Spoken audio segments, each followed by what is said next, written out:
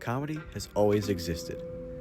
Comedy has had many different shapes and forms since its inception during the Old Stone Age. Cavemen would often draw their friends on walls using rocks and pigments.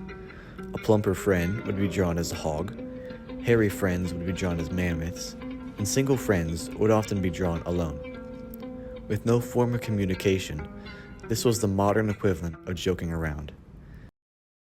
Eventually, time progressed, and the ancient Greeks introduced live-action comedy through plays. These plays would consist of all the same comedy subgenres that are seen today. Aristophanes is often credited with the first of these plays and was considered the father of comedy throughout Greece. During the 17 and 1800s, comedy existed in both insults and theater plays. With Shakespeare's recent influence, insults varied heavily in strength, ranging anywhere from calling someone a common dandy to a crusty beef-witted maggot pie. Prepare for returned fire, Sir Joseph Broadfront!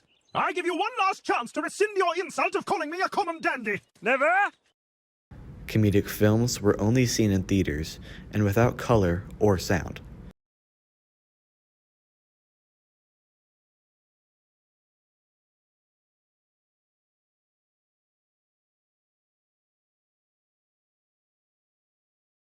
Comedic films quickly became popular as more people watched them and more films were being created. Comedy movies often have a low budget, which led to most comedic films remaining black and white until the 1940s. Technicolor was a new way of converting color into films. Developed in 1931, Technicolor was most famously used in The Wizard of Oz. Comedic films are especially popular in the United States. By the 1990s, comedy was the largest film genre. Jim Carrey and Will Ferrell led the comedic scene with some of the most iconic comedy movies. Jim Carrey starred in The Mask, Dumb and Dumber, Cable Guy, The Truman Show, Ace Ventura, and Liar Liar. At this time, Will Ferrell's popularity on SNL led him to get larger roles in comedy movies in the late 90s and early 2000s. Just a small town girl. Where does she live? Living in a lonely world. Does she stay there or was she traveling? She took the midnight train going anywhere. Thank you!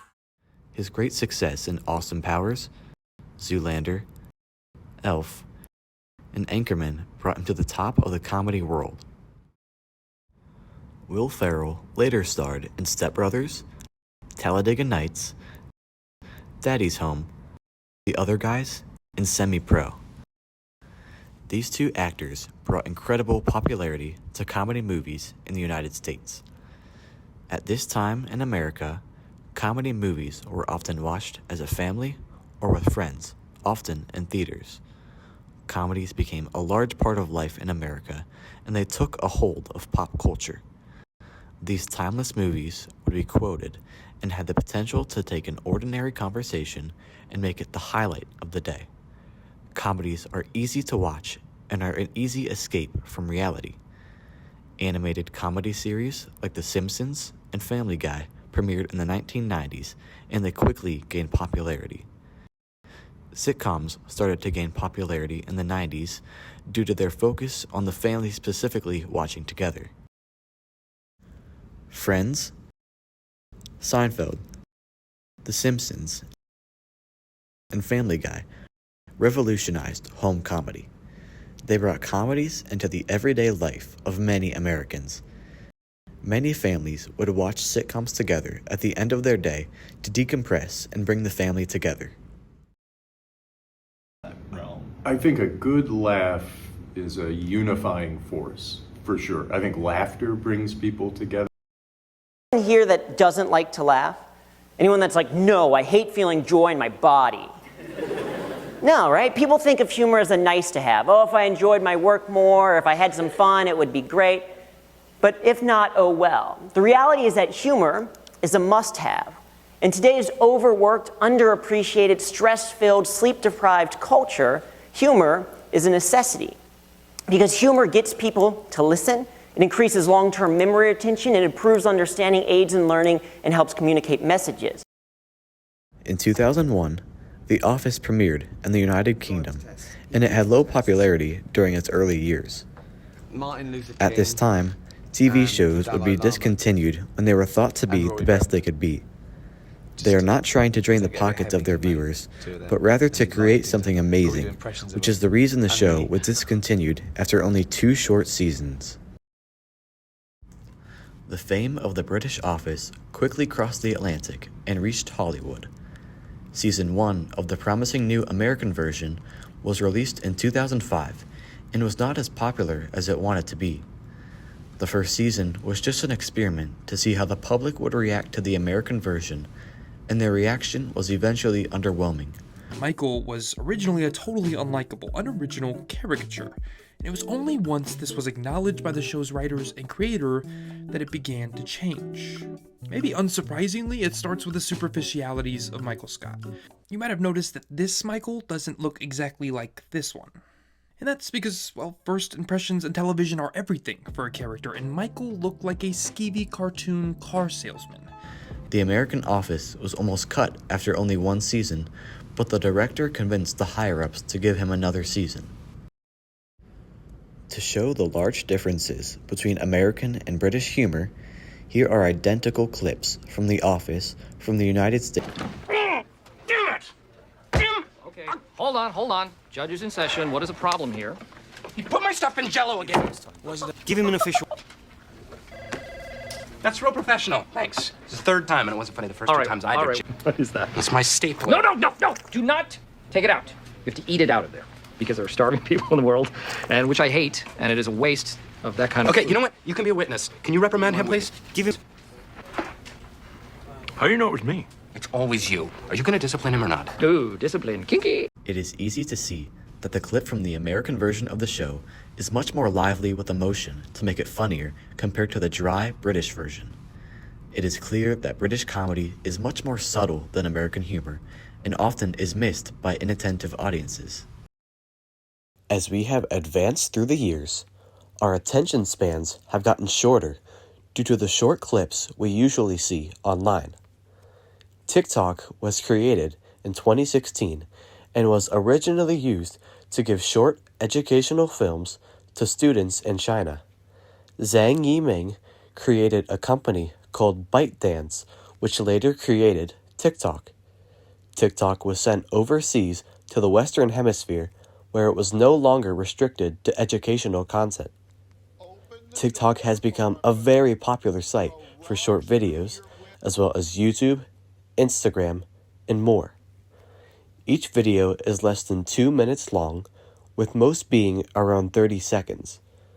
With each new video, the brain releases dopamine, and the high amounts of videos watched in a short period of time puts the viewer in a trance where they watch hundreds of videos without realizing. There are a lot of incredibly funny TikToks out there, and it is easy to lose track of time while watching them. It has become massive over the years and will most likely continue to evolve over the years. Chinese humor is incredibly different from that of the United States. What can be said in the movies, especially about government, is very heavily restricted, leaving little room for true comedy. Chinese comedic films are not relaxing and often leave the viewer questioning what they know. Films in China are incredibly restricted on the words that are able to be said, and some topics are completely off limits. To help us understand the differences in American and Chinese humor, we consulted Amy Wong, who was originally from China. It's Chinese and it's a cheap movie because they cannot put that much money for something. If the government, after they make the movie, the government say, hey, there's some words in there, you're not allowed to show it. Yeah, so there's many TV shows, many shows they get cut. Movies are watched in the same way in China as they are in the United States. They are often watched in movie theaters or by streaming them on a smart TV. The Chinese people have very little time to watch movies, and most do not watch more than one movie every couple of months. Movies are not seen as something to relax you at the end of a long day, but rather they are considered a special event. The majority of people at the movie theaters are young couples, both married and dating. America is much more relaxed. We all have weekends, right? China is most people don't have weekends. They work. So only thing is if they are dating, they're going to go to movie theater. People over the age of 50 would rarely go to the movie theater. They don't have too much big movie, but they have like small movies. There's a lot of small movies. Without any demand for movies, and with no guarantee that the movie won't get banned, very few movies are made in China, and those that are made have incredibly low budgets. Unfortunately, the Chinese film industry is slowly but surely going away. Cinema was reborn in the 1930s as sound was beginning to be implemented into many forms of new entertainment.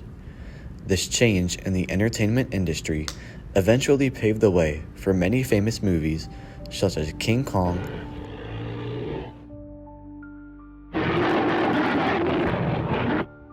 Little Caesar,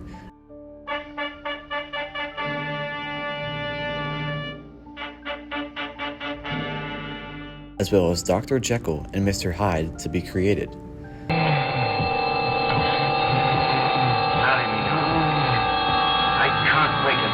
Positively. Films in the 1930s mainly centered themselves around music, politics, and social issues from the time. Eventually, films started to become packed with action and comedy as the 1980s and 1990s rolled on. Films weren't necessarily meant to hold too much meaning, but they focused more on simply entertaining the audience as best as possible. Movies such as The Breakfast Club, The Big Lebowski, and Happy Gilmore became staples in the entertainment industry. Sitcoms and TV shows also started to boom in the 1990s as shorter forms of entertainment became much more common in the entertainment industry. Even before then, videos showed the different taste of humor at that time. Make 'em Laugh is a great example. Make 'em laugh, make 'em laugh, make 'em laugh. Make 'em laugh. Sitcoms such as Seinfeld, Friends, and The Fresh Prince of Bel-Air stood out as comedy gold during the 90s and are still relevant and funny today. Make 'em scream. Take a fall, but a wall split a seam. You start off by pretending you're a dancer with grace. You wiggle till they're giggling all over the place. These sitcoms ultimately bled into the 2000s as shows such as The Middle, The Big Bang Theory, and Modern Family blossomed as a result.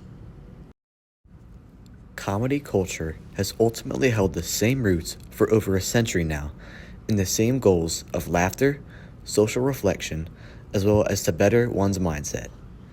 As time continues to progress, comedy will always reflect who we are and where we're going, as well as a window to the endless possibilities that the future holds.